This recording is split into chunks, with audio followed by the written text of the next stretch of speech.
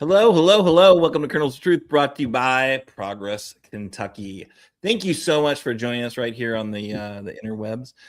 Excited to be back with you for another edition of Kernels of Truth. We got a fancy farm recap because we're back with our Western Kentucky Insider co-host this week. Nice to see on KET from my comfortable living room. A real strong showing from D's, who were tough enough to take the booze at the church there. We'll also check in on some data center updates. Got some additional updates on the Mitch-spiracy. And most excitedly, we are welcoming a couple of wonderful guests back to the show. Representative Adam Moore from Fayette and Jessamine County's 45th State House District, and Dustin Pugel, with the Kentucky Center for Economic Policy. So we're going to touch on the big ugly bill cuts to Medicaid, Medicare, plus also some data centers, kind of perspective from the legislature with Representative Moore. So it should be a lot of information, and of course, some soapbox political views for sure. We're really glad you're here and glad you've joined us. So before we get into it, though, let's check in with our co-host. Let us know who you are, where you are, and who's on your BITIN list. I'm, of course, Aaron, coming to you from Lexington, Kentucky. And on my BITIN list today really is Rand Paul. Rand appalled. That guy, he was on BITIN list last week because of what he did with Dr. Fauci. He's on my BITIN list this week because of the kind of punching down that he really seems to relish at Fancy Farm, which of course we're going to get into in depth in just a minute. But next up, Kimberly. Kimberly, are you there? I sure am. And hello to all of our listeners and viewers. Hello to you, Aaron, and Dr. Clardy, and our wonderful production engineer, that would be Parker. So on my BITIN list, I just happened to run across an article in the publication called Shine My Crown. And it's some statements that were made by a very, very prominent podcaster named Danielle Moodie. And she is a Black woman, Black American woman. And she said that basically her feelings were that in leadership in the Democratic Party, we don't see the bull by the horns when we have the opportunities. And she said that we don't deserve anything as Democrats or progressives because we do not capitalize upon opportunities. And she used her example for our governor, Andy Beshear. She feels that he is not using all of his power in Frankfurt to stop this Mitch McConnell debacle. And she feels that, and mind you, these are her thoughts. They are not my thoughts at all. I have a totally different opinion. But she just went on and on and on about our great governor, not understanding before she was making these comments of what he's been through with the Republicans in Frankfurt, trying to take away a lot of his powers. So she's on my BITIN list today, that Danielle Moodie. Sounds like a good one. Sounds like appropriate to put on a BITIN list. Not being fair to our governor. All right, Dr. Clardy, you're up. Who are you? Where are you? And who are you? I'm in Murray, Kentucky. I'm in my office this afternoon. And on my BITIN list is the Secretary of Defense, Pete Hegseth. I will never call it the Department of War unless by some miracle I can go back to 1946. That will never happen. It is the Secretary of Defense. But he's not acting like one. I've been hearing a lot of rumors about readiness, that maybe we're running out of munitions, which is not a good sign, given the fact the United States has enemies all over the world, especially the Russians and the Chinese and the North Koreans and non-state actors. Munitions. I've heard a lot about crowded aircraft carriers packed with few supplies like soap, like food, and that's just crazy to me. That, first of all, we would get in a war not declared by Congress, a war of choice, a war where we were not attacked first. And yeah, you can go back to 1979 and the hostage crisis. That's debatable. But for us to be on this mission and for our men and women in the field not to have what they need is sickening. I don't like it. And Secretary Hegseth and this president should be ashamed of themselves. Amen. I thought all the men would just really start liking him, since he wants all the guys starting with the military and possibly moving to civilian men. That your testosterone, your testosterone is not Wow. is not high enough. So Mhm. He's an armchair analyst on from Fox News. He But I has will no tell you this though, experience or anything. I want to verify a couple of things that you said. Of course, you know that my daughter is in the military. She's stationed over in Saudi Arabia, right in the smack dab in the middle of the war. And good news, she got promoted to major. Woo! So, Yeah. but it is true that they are running out of long range missiles. That's the specific missiles that they're running out of. Then number two, it has come out and it has been verified that the FBI had a secret department that Trump is an asset. He is a Russian asset. So the things that you're talking about are very true with this war and with Trump and everything. This is scary. Wait, what about the Russian asset thing? What did you just say? When it first started with the 2020 race, and they were, remember at that time, they were very much investigating Donald J. Trump. Mm-hmm. The original, okay. The original. So what we did not know, and it has come out, maybe not extremely mainstream right now, but it's coming to you. And they had a secret, what do you call it in the FBI, the police department?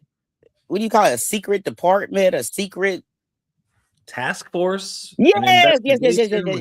There you go. I owe you 2 pennies. They might be worth something. You know, they're not making pennies anymore. So anyway, they had a secret task force that was specifically investigating Donald J. Trump all the way back there. So with the information that is being released and the information that is known, all of it points to Donald Trump was and still is a Russian asset. Oh, I see. Yeah, I think there was some more rumblings about like what Russian money or something like that, like more, direct ties to the family or whatever. Yeah, no, I think it's nothing new, right? But it does feel like maybe there's more official sources that are coming out. So, anyway, not really Kentucky related. Before we move on, I never thought I'd see the day when a sitting president of the United States would be considered compromised. Ever. Yeah. And then you got all these other people in Frankfurt, they're compromised too. Don't forget. It starts at the top and it rolls downhill. Yeah. Fair enough. All right. So, we don't talk about the war a lot. I did because Dr. Clardy kind of brought it up. I want to just, remember and recognize Army Sergeant Ben Pennington from Hardin County, who, of course, was the 7th U.S. soldier killed in that conflict, 5 months ago. Like this has been going on for quite some time. It's easy to just kind of get lost in the time as a flat circle situation. But yeah, this has been a long time coming, and really seems like there's zero opportunity to get this thing ended anytime soon, other than Trump just capitulating. Because I don't think they don't have, as he yelled at Zelensky in the Oval Office, you don't have any cards. You just don't have any cards, sir. All right. Anyway, let's move on. Let's get to what's next. What is next? I think it's where is this run of show? All right. So I think number one thing we want to do right now is remind you that we are not just, talking heads on the interwebs. You got thousands of podcasts and live streams for that. We are a digital demonstration to defend democracy. And people, we have got 90 days between now and the next big election. So very exciting. We have started our direct voter outreach. We have these phenomenal door hangers that say not red, not blue. Let's turn Kentucky purple, and ask people to fill out a voter survey. These are similar to the handwritten postcards we've been going on and on about for the past few months.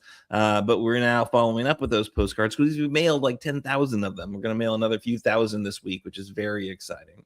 But, we got to get in contact with as many 6th district voters, especially the ones who aren't guaranteed to vote in midterm elections, right? That's what we're doing.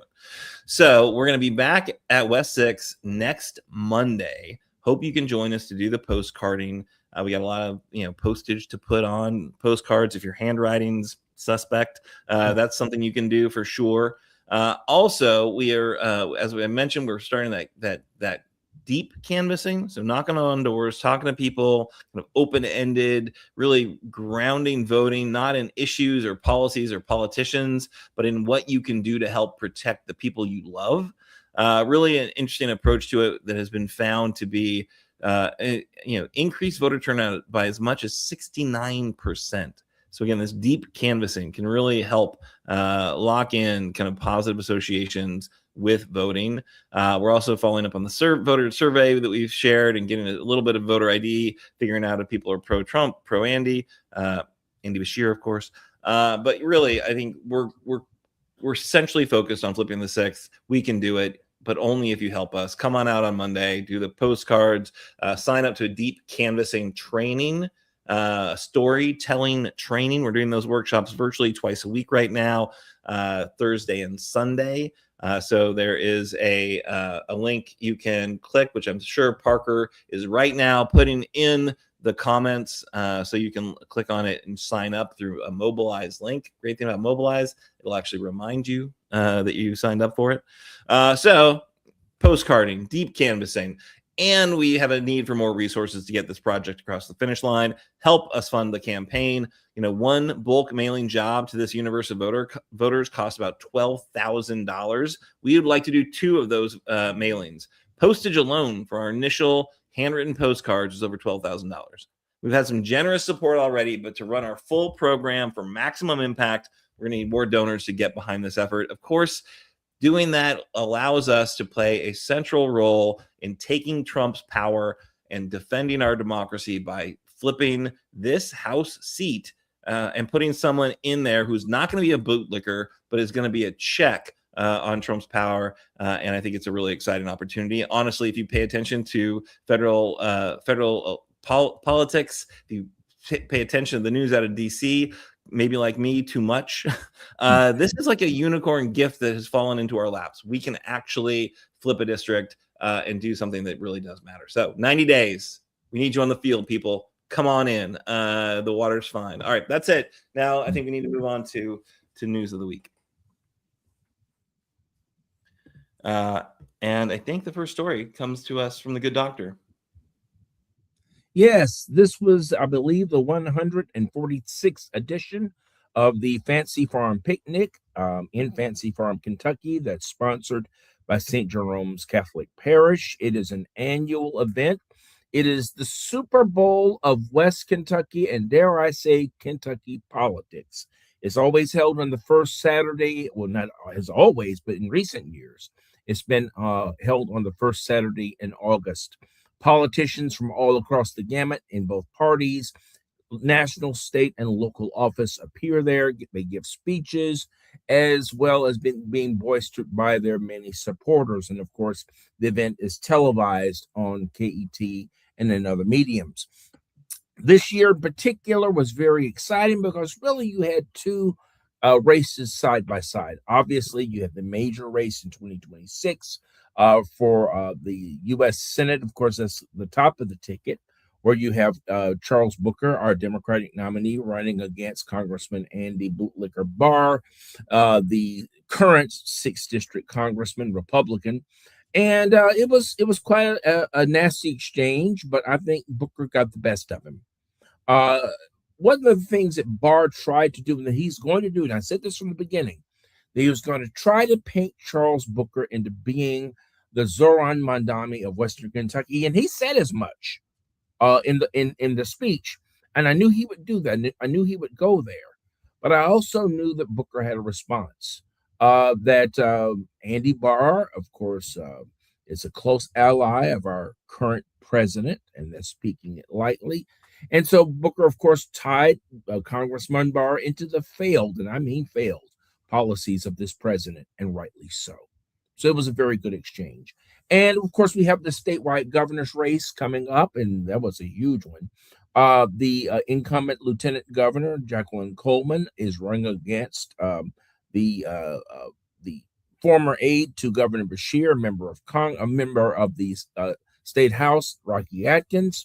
This is going to be a very spirited race. And the one thing I was so glad to see was that they didn't attack each other directly. And I sincerely hope that that continues, that we see a give and take. Obviously, it's not going to be beanbag. I'm not expecting that.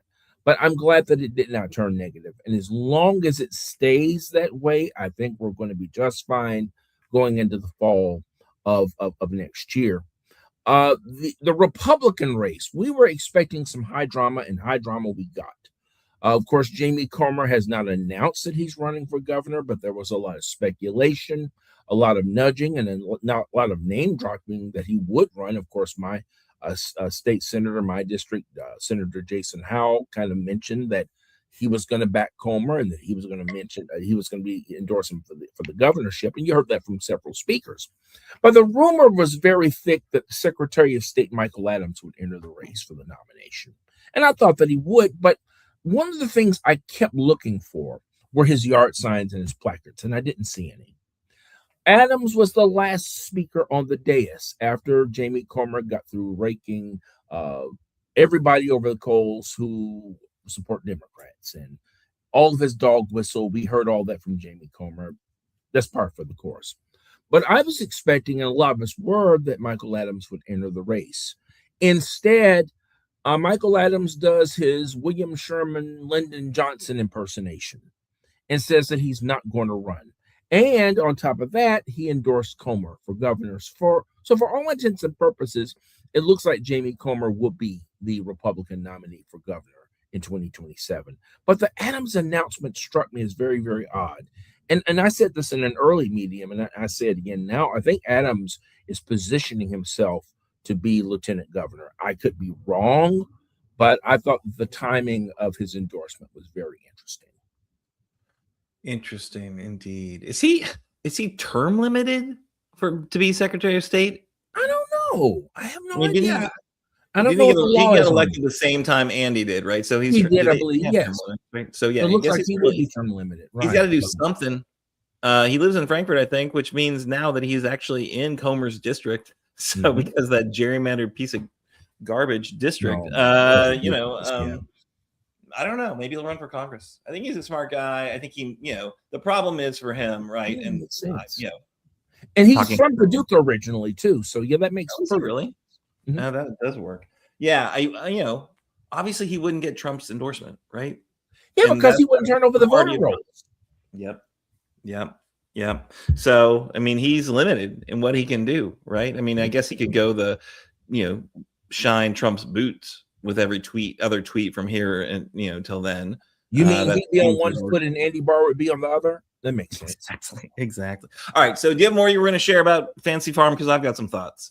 No, it was very, very interesting. I think next year is going to be more so in the fact that you will have the statewide races for real, and the presidential. And I would love to see our current governor show up there as a presidential candidate.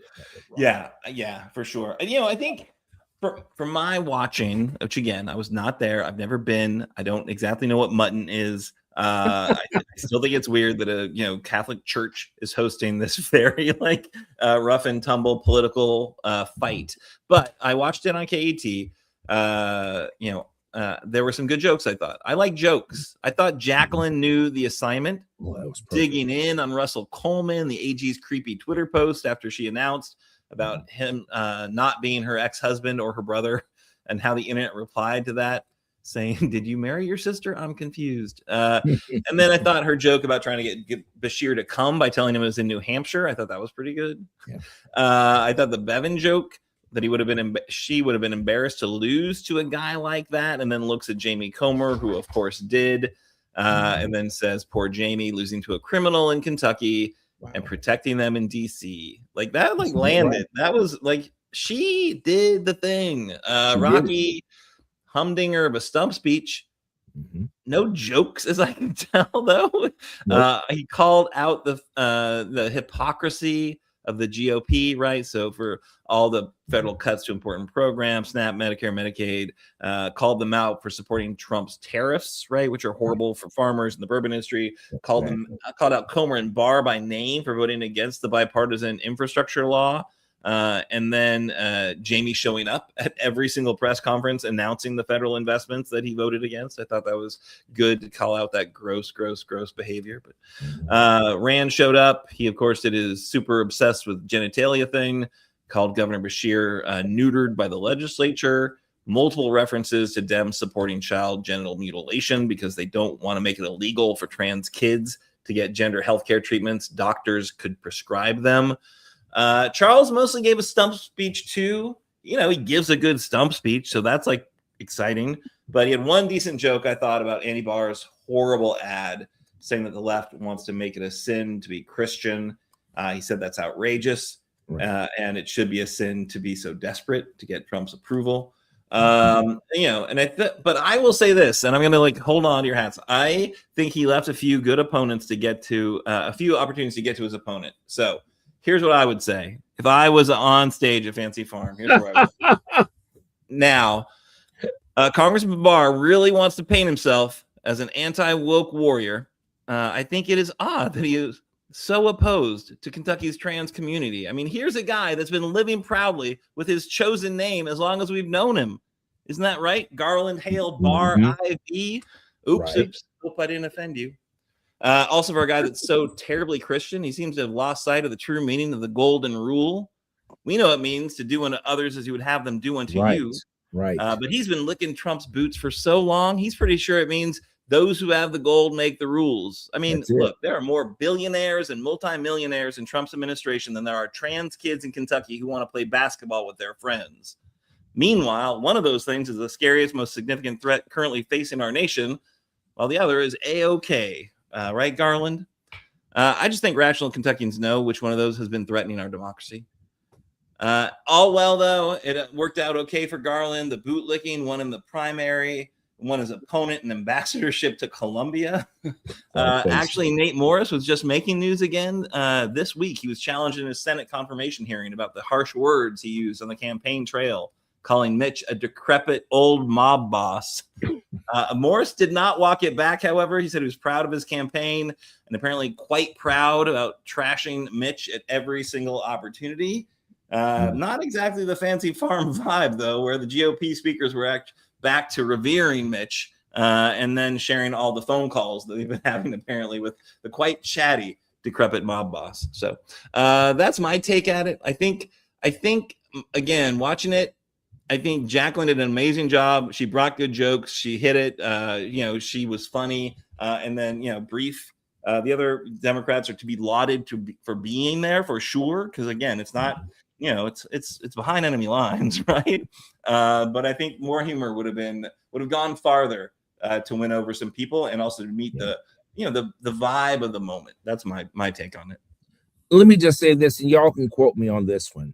Rand Paul has issues. Yeah. Oh, for sure. Oh, no. But just a few weeks ago, you all were singing his praises. You're going to need to remind me when exactly we sang his praises. We have pointed out he was saying something against Trump. We have, from time to time, when he has voted against the administration, we have acknowledged it. But that man is not. I'm just saying, okay, maybe you all didn't love him. Clock is right at least. But I'm going to say this. Now and then, but no. I'm going to say, you know what? People do not change. No. Primarily, people do not change unless they have to change for whatever reason. They're not going to change. They're going to continue. It's just like recycling. They're from Congress, trying to run for senator, and from this trying to run for governor, and from this trying to run for president, lieutenant. I'm just saying, like, it's just like they're recycling the same individuals on the Republican side from the federal level all the way down to the local level. But I do want to tell you about our governor. You know, when it comes to Andy Beshear, that is one of my favorite subjects. It's in my top 5. And he did not attend Fancy Farm, as you well know, because he was a father and a husband first before he was governor. And it was very important for him to attend his son's game. So I don't know if it happened like this, but I just imagine it happened like this. I imagine that our governor was at the game, enjoying the game, go, go, go, make the goal, whatever fathers and mothers that we do at the games. And he wasn't looking at his phone. Baseball. He was playing baseball. Okay. Well, he made it to, whatever, the diamond. I don't know. So anyway, if it's not football or basketball or ice hockey, I have no clue. Okay. All right. So he probably wasn't watching his phone and everything that was going on and how they were talking about him. But as soon as he got out of there, he probably got into the car and they were like, Mr. Governor, this is what they're saying about you. And Andy Beshear, he busted out in a way that no one would have ever thought that he would, because he's sort of like the guy next door, but he definitely told what was on his mind. And he happened to say, sorry to miss Fancy Farm today, but let me get in on the fun. Rand Paul apparently said, I'd been neutered by my legislature. Rich, coming from a guy who's never had a pair of balls. Did our governor say that? Did he put that in print? And then he said, and if he did, they'd be held by Trump. Whoa. That's our governor, y'all. That's deep, y'all. That lets you know.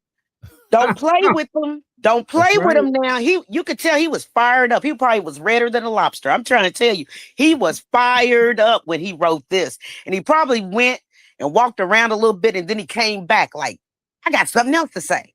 And then he said, I'm told Andy Barr also spoke. We aren't the same.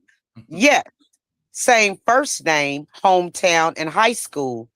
But I don't run racist ads. Yes, Steve's my dad, but Trump's his daddy. Ooh. Nice. That came from our governor, okay? And then he probably went and maybe popped open a beer and sat for a moment. And then he said, you know what? I'm still fired up. I can't let it go. So then he went back on social media and then he said, funny how the Republicans are all mad I missed one political event to watch my son play baseball, but no outage that Mitch McConnell has been nowhere to be seen for 50 days. I said, okay, go ahead on and tell it, Andy. Then he topped it off. Fancy Farm is a great Kentucky tradition and it's all good fun. I can take it. Hope they can too. See, that sounded real nice, but I'm going to be the Governor Andy Beshear whisperer. Basically, he was saying, it's all fun and it's all nice, but you know what? You always sticking it to me, but you can't take it when I stick it right back to you. And you know that they were fired up. They've been on the phone talking about it, can't get sleep because Andy Beshear told it like how it was. So that's another fun antidote that stems from Fancy Farm. Yeah, I saw that. I saw that Hannah Drake shared it. She put on some audio for it. If you haven't seen, I think we shared it on our Facebook page. So go watch it. She thought it was something else. And I love Hannah Drake. She's been on the show. I trust her. But I still I'm looking at those. I'm like, I gotta check. Like, are these real? Did he really do this? So I checked his Facebook page. It wasn't on his Facebook page. Had to remember my login to Twitter because I've not been on that hellscape for quite some time. Right. And there it was in Twitter. I'm like, well, that's appropriate to the space for sure. I was like, kudos, sir. Never, ever, ever, ever underestimate somebody you think is nice, because when they come out a bag on you, it's gonna hurt. Be He warned. came out swinging. I mean, I was surprised. I think everybody was surprised. Like, what? But I kind of knew he had it in him, though. I do too. I kind of knew he had it in him. All right, y'all, we have gone a little long, and we have got two amazing guests that are waiting to chat with us. So we got to move this along. Thanks everyone for the Fancy Farm fun for sure. I think, don't quote me, but I am interested in making the trek next year. So Dr. Clardy, I hope it's not your birthday again. I hope we can, have you there as kind of a guide for us. I'll be sitting right there waiting for you. Nice. I'm excited about it then. And then, hopefully the global warming doesn't make it even worse.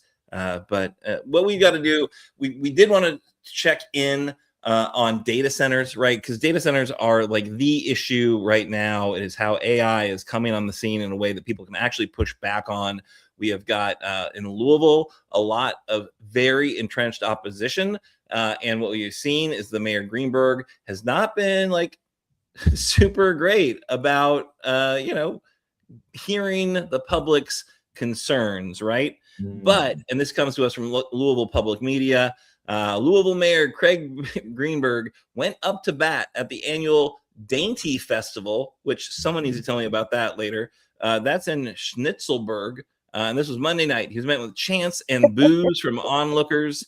Greenberg, you can't hide. We demand you take a side, yelled activists with the group No Data Centers 502. Second time this month that protesters confronted the mayor publicly, demanding a meeting to discuss what they want city officials, why they want city officials to ban data center construction. And then, that basically worked. So planning commission meeting, first of 4 public hearings is being held. We've got a bunch of public hearings happening right now. There's one actually, I think, right now. So if you are a Louisville anti-data center activist, you're probably not watching us live. But there are opportunities coming up. Thursday, August 6th is an online meeting. So you can find that on the LouisvilleKentucky.gov website. And then on Monday, August 10th at 5 p.m., they're going to be at the Kentucky Center for African American Heritage. And you can share your concerns about what's going on with data centers in Louisville. Obviously, Lexington's also been at the fore of this. Our legislators, and our city council members, Liz Sheehan specifically, Emma, and then the mayor was actually quite responsive, I think, saying this is a bad idea. We should put a time out and figure this out. So we are going to have, there was a 6-hour, planning commission meeting that a lot of people went to. I did not, obviously, but, a lot of people raised their concerns, and there's a push for a smart review of the zoning ordinance, and so some text amendments are being proposed. There will be opportunities for residents to publicly comment on the current amendment on August 25th at the council's work session in Lexington, or any council meeting before that as well. They are on summer recess, though, until meetings resume on August 11th. So lots to be done on data centers. I did want to bring in, though, our first guest, because somewhat of an expert on what we can do on policy around data centers. Representative Adam Moore. It's been not that long since you've been here, but we've missed you. How are you doing, sir? I'm good. It's always been too long. I'm always ready to be back. We appreciate you so much, sir. All right, so you've been at the fore of this issue, right?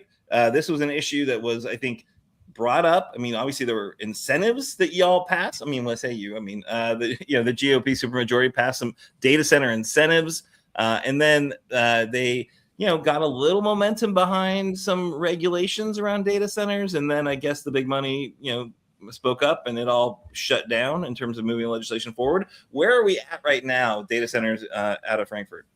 Well, where we're at right now is that there is nothing that we have passed except for a bill in 2025 that essentially allowed these hyperscale data centers to be exempt from all sales taxes of anything that they buy to put into those data centers. So if you were to go to Best Buy or you went to Amazon.com and you bought a server for your computer, you bought chips, you bought a cooling system because you're into computer gaming and you want what's top of the line, you would pay the 6% Kentucky sales tax on that. A small business here in Kentucky would pay the same sales tax if they had to buy anything you want to upgrade the computers for your team at your office in Lexington or across the state in Louisville, like you're going to pay sales tax on those computers that you're purchasing. Well, you're talking about the wealthiest companies in the world, the Amazons and the Googles, when they go to put those same components into their data centers, well, they don't have to pay that sales tax, which is potentially millions or tens of millions of dollars in revenue that could be coming into Kentucky that they don't have to pay. But every one of us who's listening to this, every one of us who's part of this panel today would have to pay. Yeah, and it seems like depending on the scale of the hyperscalers, right? Like how many actually come to Kentucky. There's an analysis from the shop of our next guest that showed this could be billions of dollars of tax revenue that we don't see. All for hey, we get the water use, we get the energy use, we get probably a bunch of costs related to that energy production, even though they're going to buy their own energy. But are they going to rate base all the additional upgrades that are going to be required to bring that energy online? Or, there's a lot of questions about the value and the cost of these data centers. And I think the public outrage really is, capturing it quite well. And I hope that, I don't know what you think about it, sir. Obviously, you've been, concerned about these things. So it's probably easy for you to meet the moment. But how the rest of your Frankfurt colleagues dealing with this? Are they seeing this as something they're going to have to address, or are they just going to whistle past the outrage? I agree that everyone feels like this is the issue of the moment right now. This is what people are fired up about across Kentucky. It's not just an urban issue. It's not just a rural issue. This is something that is kind of uniting people across the urban rural divide and the left and right divide, because most people feel that I don't need this in my backyard, but also I don't even know why anyone in Kentucky needs this in their backyard, even if it's not close to me. We already, we're on StreamYard right now, which is going to go through a cloud host, which would use a data center. We've all had Gmail for years. When we all logged on with the dial-up tone to AOL 20 years ago, yes, data centers have existed to allow us to access the internet and to host websites and have these software platforms. But we're talking about where a large data center, the Lexmark data center, that was the largest employer in Lexington, Kentucky, had a large data center that was 20 megawatts. And now we're talking about data centers that are over a gigawatt. You're talking 70 to 80 times the size of what it used to be. It's so much more energy, potentially so much more water. Also, could there be emissions, either gaseous through liquids into the water supply? Also, we're talking about heat bubbles, heat domes, where now it's raising the ambient temperature around them because there's so much power and they are so big that now could it alter the local ecosystem, not just to be an annoyance to us, the humans, but for the animals, the wildlife, the plant life that thrive here in a beautiful state that is Kentucky. Yeah. Well, we should bring on our next guest, talk a little bit about it. Maybe he can just share, their analysis of the sales tax break and what that means. Dustin Pugel with the Kentucky Center for Economic Policy. I know this is not your specific area of focus. We kind of hoodwinked you a little bit. We shanghaied you, hey, would you like to come on and talk about healthcare cuts? No, but how about the data centers? But what was your analysis that showed how much these things could cost taxpayers? Yeah, we put together analysis, and when I say we, I really mean Jason Bailey from our shop, as well as a few others here. And what we found is that anywhere between 10 and 15% of the cost of one of these data centers has to do with the land acquisition, laying the foundation, building the shell building, and all that kind of stuff. The remaining 85 to 90% of the cost of setting up one of these data centers is the servers that go inside of it, right? So if we are exempting sales tax on 85% of the cost of these facilities, you're talking about just an incredible amount of money. So, take, for example, this hyperscale data center that just got announced last week. It's $100 billion with a B dollars investment, right? So if that 85% number holds, then you're talking about $5 billion in revenue that's being foregone just from setting this thing up. That's just an example. There are going to be a lot of these, obviously, that are being pitched in different communities. But that's just state revenue, right? One other concern we have, and this is something I'm sure that Representative Moore is going to be paying attention to, is that one of our largest law firms here in Lexington put basically their plan for, trying to get more of these here in Kentucky on their website. And that included a lot of new loopholes that they're going to try and pursue, or tax breaks that would actually reduce the amount of money going to local governments. One of the big selling points for these data centers is that, they're going to not only create jobs, but they're actually going to fuel local revenue through the property taxes that they pay and several other things. And there's a real concerted effort by the folks behind these to find ways to exempt them from local property taxes. So not only are they going to, shunt the cost of these large, facilities off on folks that I think Representative Moore explained really well, they're thinking now about not having to pay for any of that either. So it's a real concern. And we already know that we're cash strapped as a state in a lot of ways, thanks in part to our reduction of the income tax. But, this is a huge opportunity to try and backfill some of that as these data centers are built that we've chosen to forego. That's a real problem. So Representative Moore, what about that point? We had John Russell on, I don't know, month and a half ago. He is a correspondent with More Perfect Union, which is a kind of online news site. And he did some really important work on data centers in West Virginia, where the West Virginia legislature actually, got rid of local control, basically, so that local communities couldn't say no to data centers, because it seems like that's the number one thing we're seeing, right? With the Louisville, Craig Greenberg getting heckled, our mayor being far more responsive here in Lexington, but having some really thoughtful city council members really engaging and leading that on that issue. It's that local voice that really finds an outlet and puts some constraints on these data centers, it seems, mostly. But would the legislature, you think, try to do something like that? That's a great question. And that was a great interview that you had with him. I remember listening to that episode. But I would hope that we don't follow that West Virginia path. There are so many people in the legislature who are elected who say, I love local control. And then they walk into that chamber and they vote against it whenever the locals are doing something that they can't control. So unfortunately, there are people I serve with in that chamber who talk out of both sides of their mouth when it does come to local control. You mentioned, Aaron, specifically Louisville and Lexington. Well, Louisville has a full-time mayor with professional staff and a planning and zoning commission, and so does Lexington. But there are so many counties, municipalities, cities, unincorporated districts around the state who don't have full-time attorneys, who don't have a full-time mayor, who don't even have a planning and zoning commission. So even if we preserve local control, there are not the mechanisms or the expertise there, or those with just the capacity to really wrap their arms around this as well. And I'm glad that you brought this up, because that's something that I'm trying to really pivot on right now, is not just the ratepayer protection side to make sure that when a data center comes in that they don't jack up your utility rates. I am working on that transparency, that accountability, and that local control. How can we start eliminating these unnecessary NDAs where they're hiding what they're doing? How can we start enforcing that there are public forums and there are public votes held, that they can even opt into hosting a data center before then even the developer can come in and start having these conversations. And they talk about how much revenue they want to bring into a community, whether that is we're going to provide scholarships for local students, we want to increase the pay for teachers, or we want to pull into the local tax pool so the school district can buy a new school bus. Let them come in and then make that pitch.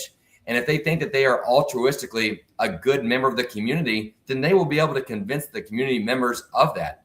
But that's not the case right now. It is, again, a predatory nature where they seem to come in with briefcases full of NDAs. And even if you still have local control, it's hard to slow down because they are pushing the gas so heavily on this. All right. Well, I know we could talk about data centers for like an entire week of episodes, but we should move on.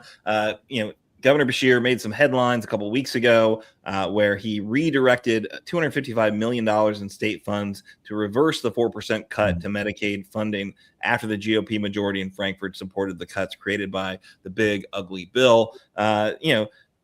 Great to see this. I wondered, maybe we'll start with you, Representative Moore. How did he do it? And can he just keep doing it? Is it possible for us to just, overcome these massive cuts that the big ugly bill is forcing into state budgets, where it didn't seem like the GOP supermajority had any problems with kind of passing those cuts along, at least in many cases. But yeah, on the Medicaid stuff, especially public health, healthcare generally, what's the strategy there, Adam? And then we'll turn to Dustin. Well, the governor is the chief executive officer of our state. He oversees all the executive branch agencies, and we are a part-time legislature. We're not in there right now telling them exactly where the money has to go. And I definitely want to lean on Dustin here, as he has a great mind for this on the finances, appropriations and revenue here in Kentucky. But what we saw was that we had, I'll call surplus revenue. We exceeded our expectations of a little over $300 million. And the shortfall in that program was about $255 million. And so the governor essentially acted in his capacity as the chief executive officer of the Commonwealth, that we got in more money than was planned for. It's not allocated or budgeted for any other specific purpose. I'm going to put it to shore up this gap for Kentucky's Medicaid patients who desperately need it. And I, of course, would love to hear what Dustin has to say as well. Yeah, so this is an issue that we saw coming like a slow train wreck. So I think we've had you on to talk about it before because it's been a minute since they passed this, right? And they strategically timed it all so the impacts are kind of after all the elections as much as possible. So funny enough, these particular cuts are unrelated to the One Big Beautiful Bill Act. There's actually a whole separate set of issues that we haven't even begun to face that we're going to beginning in 2028 related to what the feds handed down.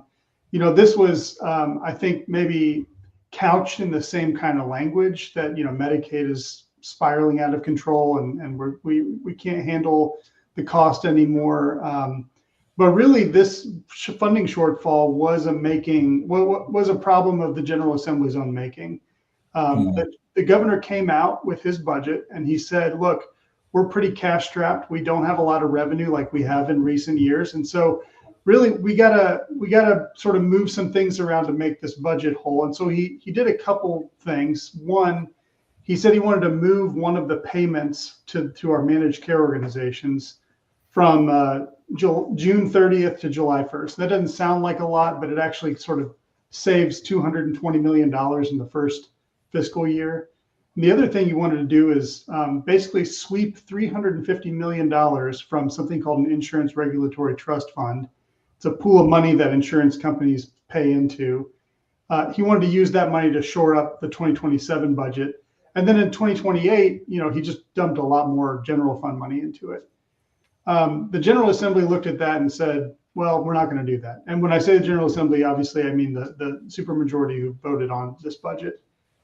They said, we're not going to let you do the MCO push. We're not going to let you take the money from that insurance regulatory trust fund. We're going to put $290 million of it and put it in a lockbox, they called, which I never expected to hear, Jason Petrie quote Al Gore, but here we are.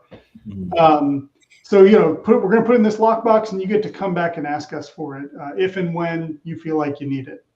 And so obviously the only people who can unlock that box is the General Assembly. And so when these sort of one-off surplus monies came forward, the governor took advantage of that and used it to shore up Medicaid's budget. Now, that's not a long-term solution. We're not always going to have surpluses. And frankly, there's some question about what statutes say about what you're supposed to do with those surpluses.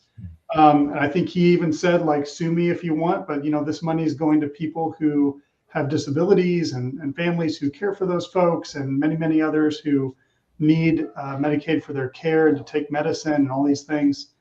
But what's going to be needed in the long term is the General Assembly is going to have to unlock that box and fully fund Medicaid in 2028, because believe it or not, the shortfall that we saw this year that created so much angst and had so many families coming out and were so worried, next year's deficit in Medicaid makes that look small. Instead of a $269 million hole, we're going to face about a $421 million hole. And you're talking about real money at that point. So using that lockbox, using a little bit of what's in our budget reserve trust fund, our rainy day fund, which is going to top $2.9 billion by the end of 2028. It's very doable, but the legislature is going to have to act. And if they don't, we're going to end up right back where we started, with parents wringing their hands and providers wondering if they're going to keep their doors open. Amazing.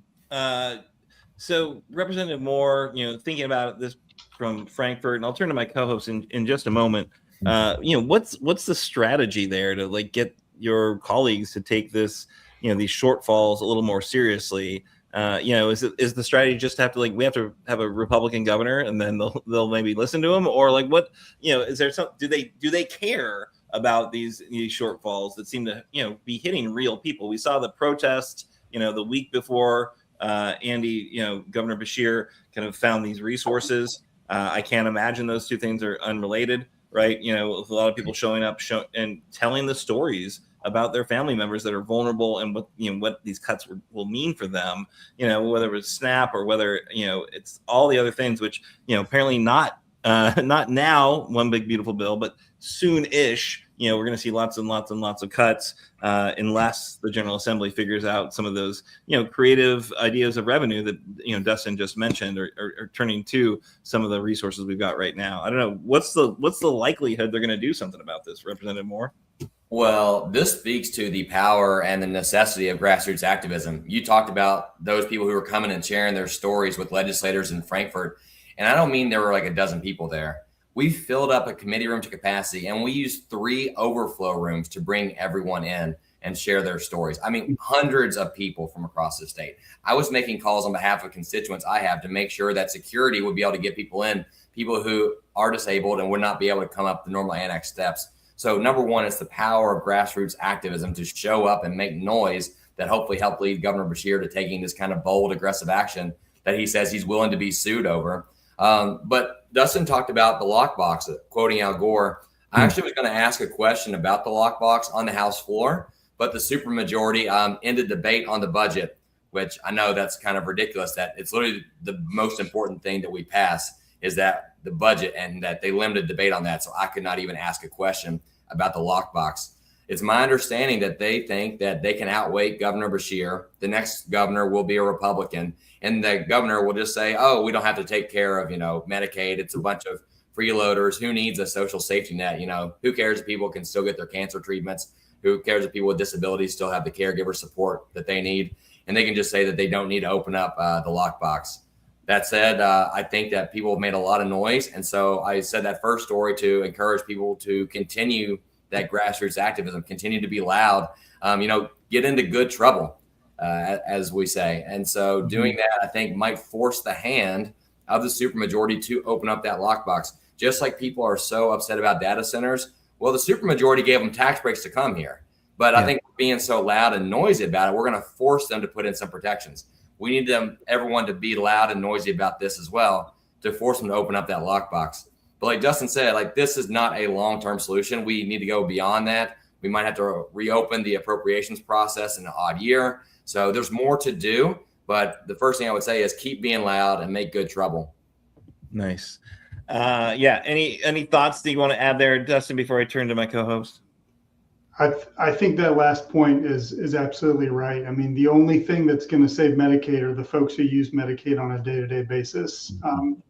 I think we learned in 2017 and again last year that they're going to keep coming for it. It's a prime target. They think of it as a program without a constituency, but I really hope that as folks come forward, our legislators really see what Medicaid does and what it means to people. It covers 1.3 million Kentuckians. It covers 60% of kids, almost half of births in Kentucky. 70% of people in nursing home care are covered by Medicaid. There's a very good chance that you or me or someone that we're related to will be covered by Medicaid by the time we die. I mean, it is the bedrock of the healthcare system. A system, by the way, that is the only industry in the state of Kentucky that has seen job growth over the last 2 years. So not only is it important to us in our health and well-being, it's important to our economy. And it keeps people on the job, not just the folks who are paid because of those payments, but also the folks who get and stay well enough to work through Medicaid. So Medicaid's for all of us. And I think if we don't all show up, it's going to continue to be a really juicy target for appropriators who are looking to slash state and federal budgets. Yeah, good point for sure. Dr. Clardy. Yes, I come at this as sort of a history guy too. I'm hearing all this talk about gutting the social safety net. I'm hearing cuts to Medicaid, which is going to endanger the lives of hundreds of thousands of Kentuckians, millions across the country. I'm hearing about these data centers coming in without regard to environmental protection or consumer costs or benefit, not to mention the potential that it could damage a lot of communities long term. And I'm hearing all of this. And Adam, you mentioned you were placed under, for all intents and purposes, a gag rule. Is it too far a leap for me to say that we're going back to the 19th century? Wow, are we going back to the 19th century? See, I remember that as I was saying the 20th century. I was saying the 1900s. I was going to say, Dr. Clardy, the 1900s was the good old days. No. 19th century, 1800s there. Yeah. Well, on the national level, we're going back to where I think those who are in power, when you look at the party that controls the House, the Senate, the White House, and the Supreme Court, I think they would be fine with limiting who's allowed to vote based on what the laws were in the 19th century. As far as, I haven't thought about that from the perspective of coming in and essentially just taking all of people's resources the way that some of the kind of robber barons of the 19th century did, though. And I think that is probably something that we should be thinking about, that, hey, we have seen something like this before, where those who had the most, the wealthiest, most powerful Americans plundered the resources of everyone else. There was a time when Americans lived and died in squalor. The Great Depression was not a good time. And I know we talk about income inequality right now and how poor it is. But yeah, life wasn't always so grand here. And you do worry that those with the most are taking advantage of all the resources so they can make a buck, while the rest of us, lose our jobs that is taken over by AI that's fueled by the data center that's down the road. Yeah, I mean, if you think about what the hallmarks of the Gilded Age were, right? It was anti-union sentiment. It was robber barons who were gobbling up resources at the expense of the working class. It was, a huge pushback on any kind of social safety net. It was a reactionary Supreme Court. I mean, there were a lot of really, I think, reminiscent things about the late 1800s. And interestingly enough, out of that came a huge push for progressive policies like the Fair Labor Standards Act, the income tax, things like a Social Security and social safety net programs. So, I think, while we think of this as sort of a callback to the Gilded Age, I think it's also important that out of the Gilded Age came a lot of policies that tried to address the types of income inequality that happened in the late 1800s and that we're seeing again now. This pushback against the income tax, it's really like lockstep of what was happening back in the late 1800s, but in reverse. Right. And I think we're going to continue to see program cuts for things like Medicaid, but many other things as well, so long as we continue to sort of push back against that policy, which really served us so well during the 20th century. Amazing. So I guess the cruelty is the point, huh? The kernels of truth and history here tonight. Thank you, Dr. Clardy, for that great question. I think it is, super, an important moment to compare and contrast. And Dustin, good points about kind of how they got out of it, right? Mm-hmm. I do think, watching what's happening in Michigan with the election yesterday, I think, where we are seeing more like just kind of, the status quo is not something we want to go back to. Politicians showing, having success electorally. I think that just shows like, look, there's nothing to defend here. The system is failing everyone across the board. And so our healthcare sucks and it's too expensive. They want to take down all the federal programs that have been the lifeblood, the kind of safety net for so many people. I don't think anyone sees it, the status quo is something worth defending right now. Right. So I think having politicians who who see that, who can speak to that, and can and advocate for real solutions that are going to fundamentally kind of restructure some of the things that are, you know, not scary socialism, but maybe where the billionaires don't get to just write all the policies to turn themselves into trillionaires. We have not heard from Kimberly. I think, Kimberly, are you okay? I'm amazed I've not heard you yet. You have a question or a comment for our fine guest? Did you just say that honestly, that you were amazed that you hadn't heard? Suspiciously quiet. I mean, because Dustin and Adam, like, they were like kicking so much knowledge that I mean, it was so interesting, and I was just learning so much. And I'm the type of person, I really, you know, understand Dustin because he was throwing those numbers out, and I'm a numbers girl, you know. I love that. And, you know, Representative Moore, you know how I feel about you. But I you know, we talk a lot about, you know, the insurance part of everything, but there is another epidemic, a crisis that is about to boil over here in the state of Kentucky, and that is homelessness and the unhoused. There are more single mothers with multiple children living in cars now. There are more people laying on the sidewalks of the streets now. And they say that they don't have enough vouchers with Section 8. They don't have enough places, but now they're saying that they have adequate apartments and units and homes and things like that, but people are not able to get those vouchers. So in Frankfort, and just overall, what can we do here in Kentucky to stop this? Because this is going to be big. Yes. I love that you brought this up, Dr. Cecil Jones. Thank you for that. And I'm going to get on my high horse to you, because you know we're friends, so you can call me Kimberly. Thank you, Kimberly. You all may remember this omnibus crime bill, House Bill 5, was passed in 2024. So the year I was elected, but before I was in office. And the guy who's actually running against me this time, this is my campaign moment. He actually spoke for this on the House floor and voted for it. But this is a bill to lock up a lot of people. It essentially criminalized homelessness. And they talked about it, how it's going to help solve homelessness, because if it's against the law, then people won't be homeless anymore, because that's just clearly a choice that everyone is making who does not have a place to call home or a roof over their head. We need people to understand that this is a public safety issue. And by what I mean is that you have less crime when people have a place to go to sleep at night and have a roof over their head. People do have less crime when people have a job that pays a fair day's wages. You have less crime when people can get the health care that they need. You have less crime when people have food in their belly and they don't have to rob or steal for it.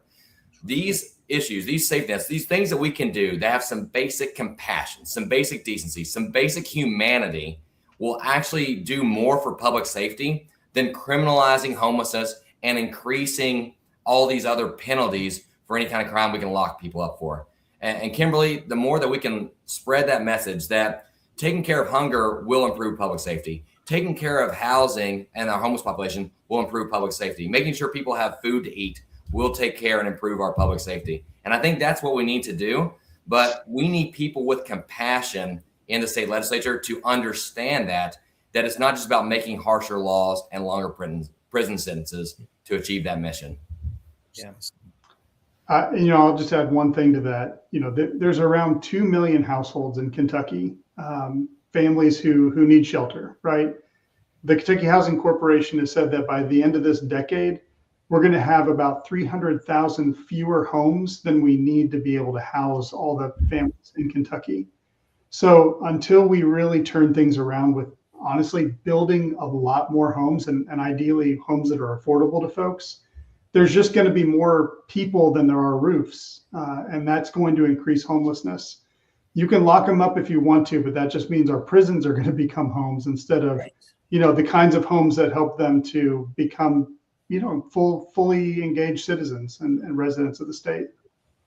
It was a really, really good point, Kimberly. Thank you for bringing it up. I think, you know, also to, you know, indict your colleagues there in Frankfort, Representative Moore. And, you know, I know there was a housing bill that stalled out in this last session I think it was because Airbnb didn't want to see it passed, right? So if you don't like where we are as a state, and if you would like to see our legislature do things that are useful, we got 90 days, people. You might want to look closely at who's on your ballot and what they've been voting for, because you have a real chance to perhaps trade up and get somebody who could work with Representative Moore to kind of limit some of the damage that's happening there in the legislature, and maybe get some proactive solutions passed.